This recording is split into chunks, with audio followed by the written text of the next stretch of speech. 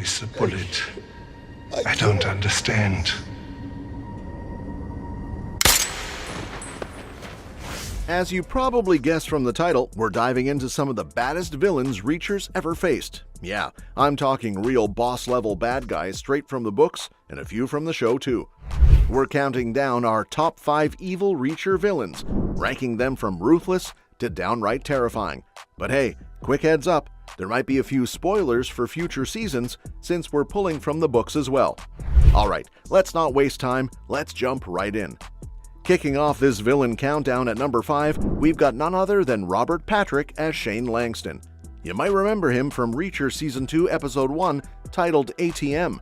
Langston comes off at first like your typical no-nonsense lawman type, but as the episodes roll in, the layers start peeling off, and not in a good way. He's the big boss pulling the strings, especially when it comes to our mysterious assassin friend, Seropian. In those first few episodes, Langston is hell-bent on taking down Reacher and Neagley before they can dig into what really happened to Franz. And as it turns out, Langston isn't just some pencil pusher. Nope, he's the guy who tortured and killed Franz with his own 2 hands. Why? Because he was desperate to know what Franz had uncovered, and whatever it was, it scared him enough to kill him over it.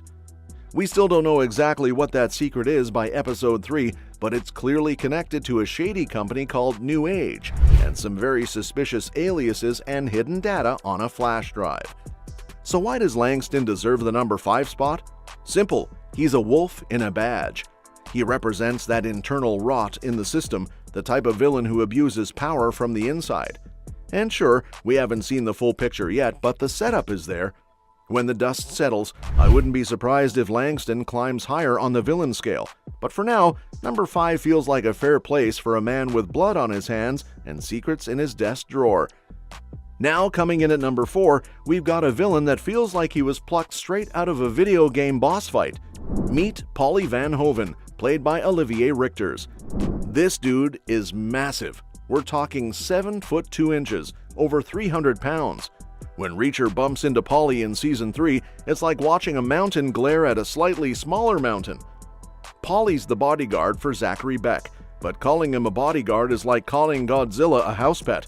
This guy is pure intimidation with a pulse. Before working for Beck, Paulie was in the military, though his service record reads more like a rap sheet. Assaults, dislocated eyeballs, ripped off fingers, you name it, Paulie's done it. He got busted down to E1 faster than you can say court-martial. From the moment he and Reacher lock eyes, you know there's beef. Serious beef. Their showdown? Iconic. That Bavarian arm wrestling scene? Straight out of an action movie fever dream. Paulie dishes out punishment like a man possessed. Even when Reacher gets a few good hits in, Paulie just keeps getting back up. It takes every ounce of Reacher's strength and strategy to bring him down. So why is Paulie number 4 and not higher? Because even though he's terrifying physically, there's not a whole lot going on upstairs. He's muscle, not the mastermind. But sometimes that's all you need to steal the scene, and boy did he steal everyone he was in. Sliding into the number 3 slot, we have Francis Xavier Quinn, aka Julius McCabe, played by Brian T. Now, this guy is not just bad, he's cold, calculating, and scarily smart. He's the puppet master hiding in the shadows, pulling strings while pretending to be just another shady businessman. Quinn used to be a lieutenant colonel in Army intelligence, which already tells you he's no slouch, but instead of serving his country, he decided to sell it out. Reacher and his protege Dominique Cole tried to stop him when he was leaking classified weapon secrets, but during the confrontation, things went south. Quinn took a fall off a cliff, literally, and Reacher thought he was dead. Spoiler, he wasn't. Not only did Quinn survive, but he came back with a vengeance and a bit of amnesia. You'd think losing your memory might dull the evil, right? Nope. If anything, it just made him meaner. Whether it's cutting deals with arms dealers or forcing a guy to play Russian roulette in front of his own father, Quinn takes villainy to disturbing new levels. His complete lack of empathy or remorse makes him a standout. He lands at number 3 because he combines the brains of a military tactician with the moral compass of a psychopath. He's got history with Reacher, a grudge, and absolutely no chill. If he ever comes back again, you can bet he'll bring chaos with him. Moving on to number 2, let's talk about Victor Hook Hobie from the novel Tripwire. Now, if you've read the book, you know why he's up here. This guy is nasty. On the surface, he might seem like a regular loan shark, but dig a little deeper and you'll find a war criminal who's built his empire on lies, identity theft, and pure brutality. Hook stole the identity of a dead Vietnam War soldier and used it to start a new life, one filled with power, money, and cruelty. What separates him from your average bad guy is how methodical he is. He doesn't just hurt people, he breaks them, slowly and deliberately.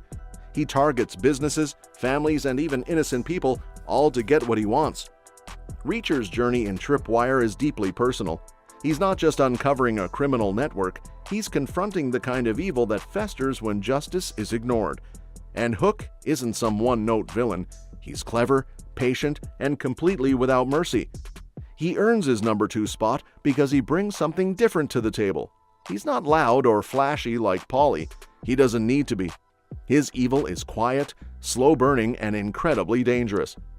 And finally, topping our list at number 1 is the Zek from One Shot, played brilliantly by Werner Herzog in the movie version. The Zek is unlike any other villain Reacher has faced. He's not just a gangster, he's an institution of terror. At over 80 years old, this man has survived a Soviet gulag, emerged with his will intact, and decided retirement was overrated. Instead, he builds a criminal empire so ruthless it makes the mafia look polite. The Zek orchestrates a mass shooting just to cover up a single targeted hit. That alone tells you what kind of mind you're dealing with. To him, human lives are just obstacles, things to be cleared out of the way with maximum efficiency. There's a quiet menace in the way he speaks, a kind of cold detachment that makes him even scarier than someone who shouts. He's number 1 because he embodies everything a Reacher villain should be: strategic, sinister, and completely unredeemable. He's the puppet master with no string showing, a ghost with a body count.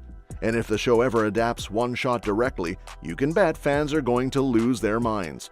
So there you have it, our top 5 evil Reacher villains ranked from spine-chilling to absolutely horrifying. Each one brings their own flavor of darkness to the table, and whether it's brute strength, military betrayal, or full-blown psychopathy, they all remind us why Jack Reacher doesn't trust easily, and why he always walks in alone. Let us know who you think deserved to make the list, or who we might have missed. Reacher's world is full of twisted minds and shadowy agendas, so there's always room for a few more names on the board. And that's that for today's video. Thanks for watching, and we will see you in the next one. Your suggestions for future videos are always welcome in the comments below. Don't forget to like, share, and subscribe to stay in the loop, and if you want, you can share your thoughts about this video in the comments.